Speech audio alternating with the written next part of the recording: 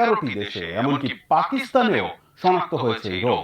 বিশ্ব কি আবারও যাচ্ছে এক মহামারীর দিকে? আরো জানাচ্ছেন ইমরান মাহমুদ। আবারও এক মহামারীর দ্বারপ্রান্তে বিশ্ব। করোনার প্রভাব কাটতে না কাটতে এবার বিশ্বজুড়ে চোখ রাঙানি দিচ্ছে মাঙ্কিপক্স বা এমপক্স। ইতিমধ্যেই আফ্রিকা মহাদেশের অন্তত 13টি দেশে এমনকি পাকিস্তানেও পাওয়া গেছে এই রোগে আক্রান্ত রোগী। ঢাকার শাহজালাল আন্তর্জাতিক বিমানবন্দর সহ দেশের সীমান্ত জুড়ে জারি করা হয়েছে বিশেষ সতর্কতা। তবে প্রশ্ন হচ্ছে, কি এই মাঙ্কিপক্স, কিভাবে ছড়ায় এই রোগ? মাঙ্কিপক্স হলে বুঝবেন কিভাবে, কি এর চিকিৎসা এবং সবশেষে কতটা ভয়ঙ্কর এই রোগ? এসব প্রশ্নের উত্তর নিয়েই আজকের video. US centre for disease control and প্রিভেনশনের মতে মাঙ্কিপক্স এক ভাইরাসজনিত রোগ। এই ভাইরাস স্মলপক্স বা গুটি বসন্তের গোত্রীয়। ভাইরাসটি প্রথম চিহ্নিত হয় 1958 সালে। গবেষণার কাজে ব্যবহৃত বানরের কলোনিতে প্রথম এই রোগ দেখা যায়, আর তাই এর নামকরণ করা হয় মাঙ্কিপক্স। শুরুতে যদিও ভাবা হয়েছিল এই রোগ বানর থেকে মানুষের শরীরে ছড়িয়েছে, কিন্তু পরবর্তীতে এর পক্ষে কোনো প্রমাণ পাওয়া যায়নি। এমনকি এখনও এর উৎস অজানা। 1970 সালে কঙ্গোতে প্রথম কোন মানুষের শরীরে এই ভাইরাসের উপস্থিতি নিশ্চিত হওয়া যায়। মূলত রোগটি আফ্রিকা মহাদেশের ভিতরে সীমাবদ্ধ ছিল, কিন্তু 2022 সালে পুরো বিশ্বজুড়ে বিভিন্ন জায়গায় এই রোগে আক্রান্ত হওয়ার খবর পাওয়া যায়।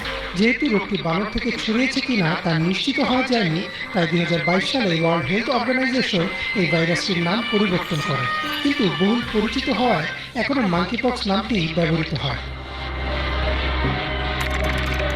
মাঙ্কিপক্স হচ্ছে এক ধরনের জুনোটিক ভাইরাস, অর্থাৎ এটি পশু পাখি থেকে মানুষের মধ্যে ছড়াতে পারে। শুধু তাই না, মানুষ থেকে মানুষেও এই রোগ খুব সহজেই ছড়িয়ে যেতে পারে। ওয়ার্ল্ড হেলথ অর্গানাইজেশনের মতে মাঙ্কিপক্স আক্রান্ত ব্যক্তির সংস্পর্শে আসলে, যেমন স্পর্শ করা, হাত মেলানোর, জড়িয়ে ধরার মাধ্যমে এই ভাইরাস ছড়ায়। তাছাড়া আক্রান্ত ব্যক্তির ব্যবহৃত কাপড়, আসবাবপত্র, থালা বাসন থেকেও ছড়াতে পারে এই ভাইরাস। এমনকি আক্রান্ত ব্যক্তির খুব কাছাকাছি দাঁড়িয়ে কথা বললেও ড্রপলেটের মাধ্যমে এই রোগ ছড়াতে পারে। কি কি লক্ষণ দেখলে বুঝবেন আপনিও মাঙ্কিপক্সে আক্রান্ত? সাধারণত এই ভাইরাসে আক্রান্ত হলে সারা গায়ে, চেহারায়, হাতে পায়ের তালুতে র্যাশ দেখা যায়, যা 2 থেকে 4 সপ্তাহ পর্যন্ত স্থায়ী হয়। র্যাশের সাথে জ্বর, মাথা ব্যথা, হাত পায়ের পেশিতে ব্যথা, পিঠে ব্যথা ও দুর্বলতা দেখা দিতে পারে। এছাড়াও গায়ের র্যাশগুলো পুজো ভরা ফুসকুড়িতে রূপ নিতে পারে। বেশিরভাগ ক্ষেত্রে মাঙ্কিপক্সের লক্ষণগুলো কয়েক সপ্তাহের মধ্যে আপনা আপনি সেরে যায়। এক্ষেত্রে জ্বর বা ব্যথার ওষুধ ছাড়া অন্য কোনো ওষুধের প্রয়োজন হয় না। তবে জ্বর ও ব্যথার ওষুধও অবশ্যই চিকিৎসকের পরামর্শ অনুযায়ী নিতে হয়। তবে কিছু কিছু ক্ষেত্রে এই রোগের জটিলতাও দেখা যায়, বিশেষ করে নবজাতক, গর্ভবতী অথবা আগে থেকে এইচআইভি আক্রান্ত ব্যক্তিদের ক্ষেত্রে স্বাস্থ্য ঝুঁকি অনেক বেশি। অবস্থার অবনতি দেখা গেলে দ্রুত রোগীকে নিকটস্থ স্বাস্থ্যকেন্দ্রে নিতে হবে।